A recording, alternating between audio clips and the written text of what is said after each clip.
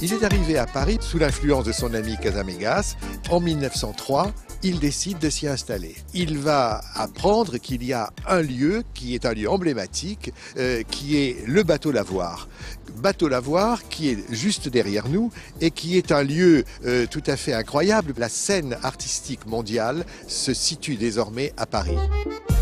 Il vit ici au bateau Lavoir, il va louer un atelier pour quelques sous, hein, c'est presque donné même je dirais. Et on y vit très pauvrement, très salement. Il y a une communauté fraternelle d'artistes qui fait que Picasso se sent entouré, se sent aimé et il en devient l'âme. Picasso s'intéresse particulièrement à une classe sociale qui est plutôt les déclassés, des gens de la bohème. Donc il va peindre ces gens-là. C'est la fameuse période rose puis la fameuse période bleue.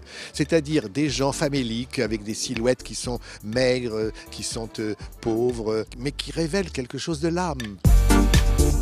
Il est venu à Paris pour chercher la gloire et donc il va tout faire pour l'avoir. À un moment donné, Montmartre ne va plus lui suffire. Il achève la période du bateau Lavoir avec cet extraordinaire tableau des Demoiselles d'Avignon qui surprend parce que c'est un tableau cubiste, c'est un tableau qui déstructure la réalité, qui est un tableau tout à fait inédit que personne encore n'avait pu concevoir ou imaginer. Et ce tableau, évidemment, va retenir l'attention de tous les collectionneurs.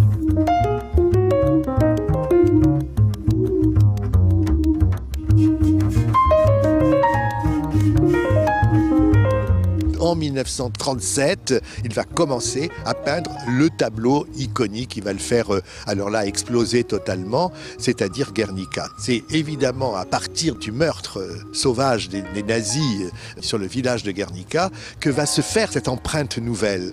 Mais en réalité, ce n'était pas un tableau politique. Au départ, on lui avait demandé un tableau pour l'exposition universelle.